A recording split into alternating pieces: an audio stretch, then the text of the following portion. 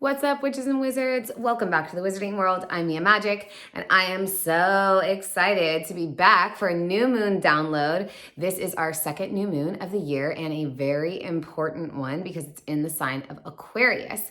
We've been doing all of our deep new moon rituals in Witchy Rich, and so I haven't been making videos, and you know what? It's time to give you guys some inspo again. So one of the most beautiful things that my favorite astrologer, who I'm actually doing a super deep medicine ceremony with this evening, I'm very excited. She always said the Aquarian mantra should be, how long am I willing to betray myself for the approval of others? So this is big this new moon, y'all. Where are you betraying yourself?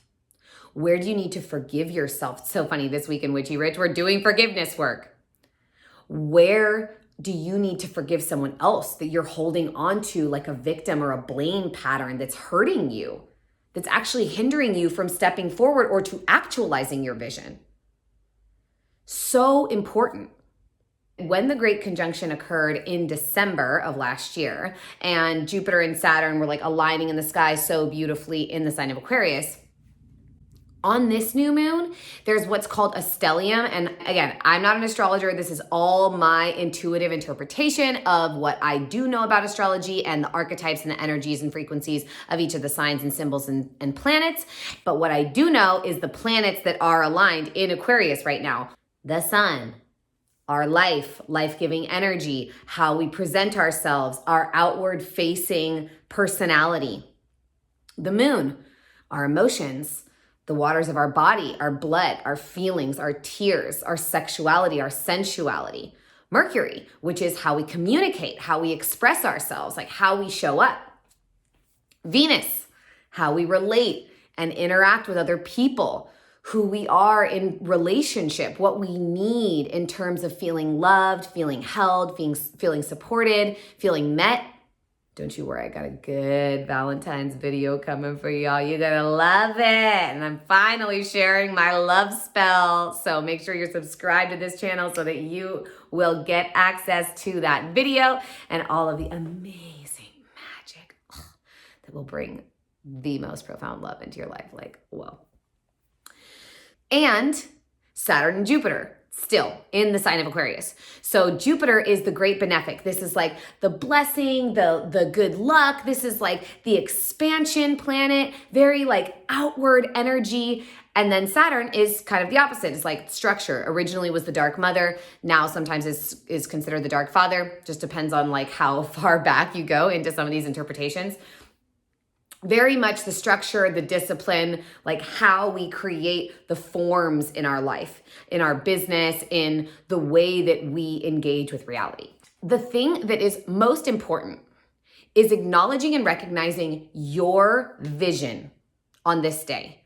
What are the seeds in your mind, in your thoughts, and having to do with any of the other energies of the planets?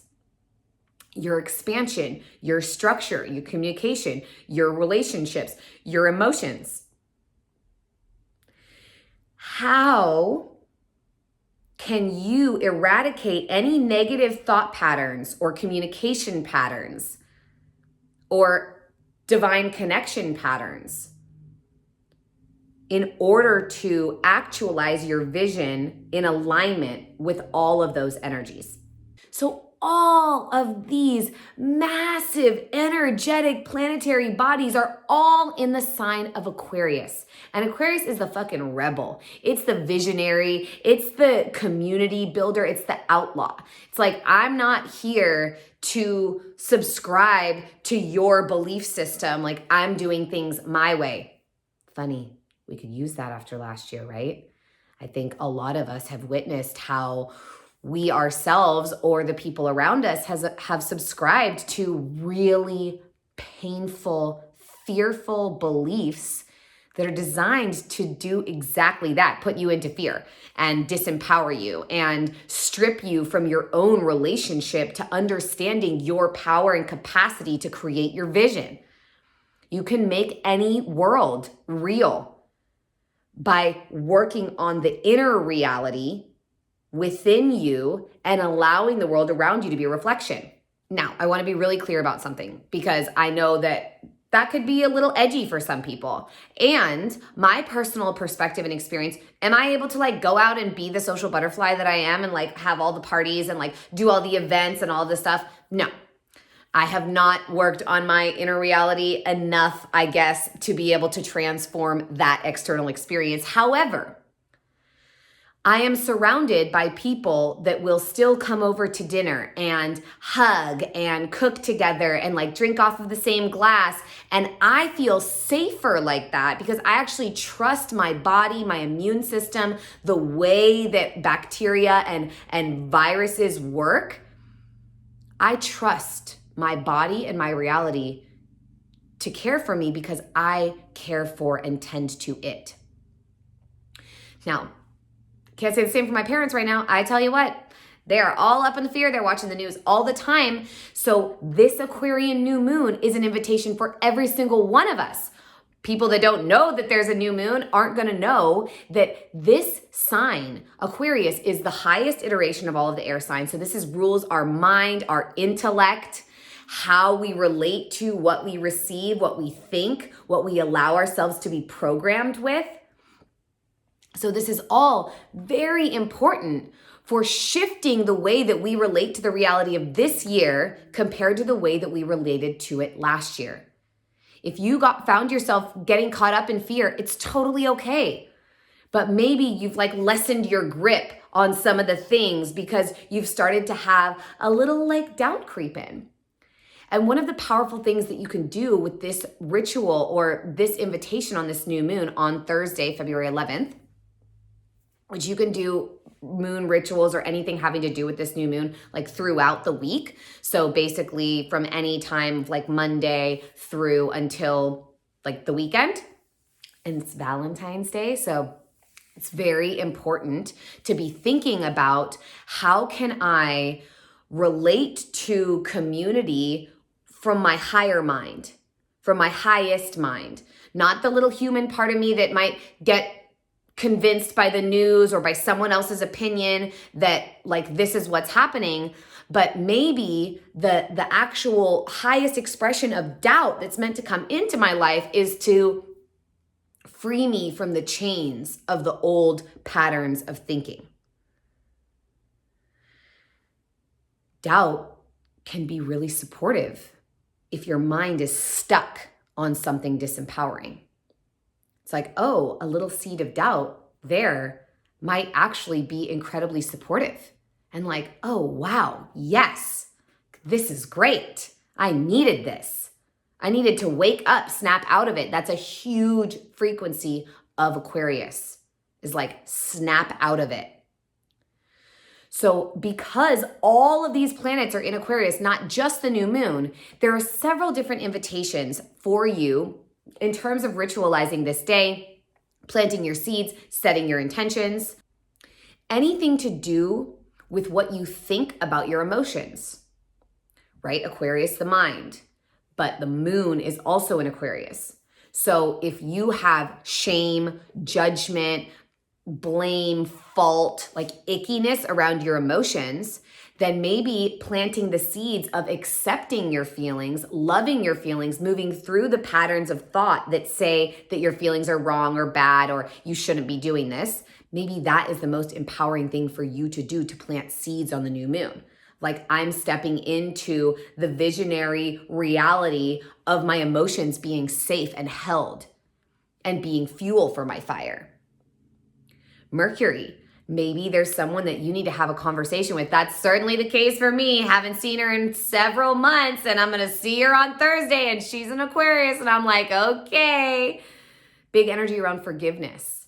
So I already know that's coming. I already know like I, as the Gemini, I'm going to have to like communicate the higher truth in order to honor the Aquarian frequency. And like, that's going to be part of my ritual that day. I haven't seen this person in months. And I know that that's going to be part of my experience. Venus, is it about your relationship? Are you staying stuck? Are you staying small? Are you like not asking for what you need with your partner or in terms of partnership? So if your partner maybe like doesn't want to do a lot of sacred sexuality, and you're like, look, like I really want to try eye gazing or try breath work or try going deeper into our experience together, it's like, this is a great time to do that. And set your boundaries, say why you need it. Everything speaking, everything communicative, not only because Mercury is in Aquarius, but because Aquarius is an air sign, it has to do with our communication. It's more the intellect, like Gemini is more the communicator in terms of the air signs. And then Libra is like kind of the balance, right? Because it's about relationship. And Aquarius is the highest mind, the thinking mind, the patterns, the visions, like how we see everything. But you can utilize this higher mind and awareness to communicate what you need in terms of your relationship. Then we think about Jupiter, expansive, like blessing energy. Yes, and we're still in Mercury retrograde. I don't really subscribe to that because I'm a Gemini, so I have found that usually things go really well for me in Mercury retrograde, and like I don't really notice it. And a lot of astrologers would say that like that's the total opposite because I'm a Gemini and it's my ruling planet, like it's in retrograde. But to be honest, I personally don't really subscribe to retrograde because none of the planets are ever moving backwards. That's just like literally not possible. That's not how orbits work. That's not how gravity works. So whenever like astrologers are getting all up in a tizzy about like the retrogrades, it's like, yo, that's literally not actually a thing. Just FYI, little tidbit there for you guys. So as we look at all of these different energies and all of these different frequencies, the most powerful thing you can do is like, if your vision, if what you want to create is this like next level soulmate union, then like, yeah, absolutely focus on that. But do what you need to do for yourself in order to be the reflection or the magnetic receiver of that kind of partnership. So if you're looking for sacred union, don't go out and fuck some guy from Tinder. Like, come on. Then maybe that's an opportunity to like stay at home and be in a pleasure practice with yourself and do a really beautiful ritual honoring and loving yourself, eye gazing with yourself, creating exactly the container that you would want in order to call in that kind of partnership if you're single, right? This is great Valentine's type of energy. Or like I said, if you're in partnership and you're like not fully getting what you want, you like sit down and have a discussion like, hey, please, I would really like to try this or expand in this way or like do something a little bit deeper or this is what I need. Like if someone loves you and you express this is what I need and they don't respond or they don't do anything about it or even just try to get curious about why that's what you need, then like you're with the wrong person. And Aquarius is like not having that. Not available for it, not willing to betray myself for the approval of others. So we really want to hold that mantra throughout this period. If like your family is believing something that you don't believe, if like people are trying to get you to buy into something that just like in your soul is not right, do not betray yourself. Don't do it. Now is not the time. Now is the time, no matter what you're calling in, no matter what you desire, to stand so strongly and stably and solidly within yourself beyond any time you ever have before. Like no just whimpering and falling back and playing small. Not this week. So there are so many different things that you can do, but really, each of those patterns that we talked about, like your emotions, maybe someone you need to forgive, maybe a conversation you need to have, maybe a way to deepen into your relationship, maybe launching or expanding something with your business, instilling more structure, being better about your morning routine. Like what is the visionary morning routine or what is the badass rebel morning routine? Like I've been doing my pleasure practices in the morning and sometimes I actually pleasure myself and sometimes I'm in this year-long Tantra teacher training program and sometimes I'm just doing like the energy of it. And it's fine, it's great, but it gets me into the vibration of pleasure every day. So like, yeah, that's fucking outlaw shit because are women taught to be in their pleasure and like be empowered around that? No. That's why I'm committing to it every day and like leading up to the new moon, like who am I gonna be if I actually do these practices every day up until that point? Then the seeds that I'm gonna plant are gonna be in such fertile soil that their capacity to grow and sprout and be strong and rise will be even greater. because I prepared myself for them. And that is such a big part of Aquarius energy, is like, what am I preparing myself for? What is my vision that's ready to come to fruition? And how can I serve and support it? Aquarius like serves no one and nothing other than the highest expression of the vision, that desired reality, the kind of heaven on earth, like the wizarding world. So this is a super potent new moon.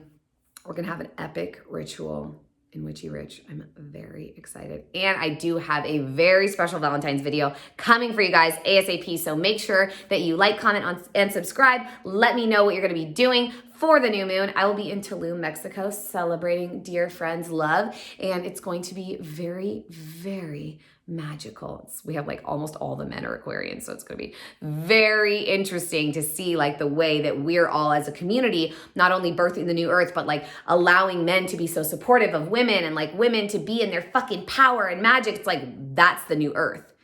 So just us all being together and like celebrating love together on this moment and in this time, love of others, love of self, love of each other is the ritual. So this doesn't have to look like you sitting in your circle and like meditating. This can be about how you utilize your mind. You can do channeled writing if that really works for you. Singing, drumming, chanting, making up poetry, anything to do with communication. Ho'oponopono is a Hawaiian forgiveness chant. It's like, I'm sorry, please forgive me, thank you, I love you. And, or you can say it in Hawaiian, which is ho'oponopono, ho'oponopono. And it's like, I'm sorry, please forgive me. Thank you. I love you. I'm sorry, please forgive me. Thank you. I love you. Great chant to be doing during this time, especially if you're holding the awareness of like a specific belief that you have or like something that's been holding you back. Like, I'm sorry to my scarcity. Please forgive me. Thank you. I love you. You've taught me so much. Or like to your abundance, opposite, right? Is like, I'm sorry. I'm sorry I haven't believed in you. Please forgive me for avoiding you or rejecting you or making you wrong. Thank you. I love you. You can hold that forgiveness chant and frequency and energy with anything you desire. So I am wishing you all so many new moon blessings and for all the love and all the magic. And the video that I'm putting out is really all about how you can create the most powerful, potent, pleasurable, and magical ritual for Valentine's Day, whether you're in partnership or calling it in. Again, make sure you like, comment, and subscribe. I am Mia Magic. Welcome to the Wizarding World.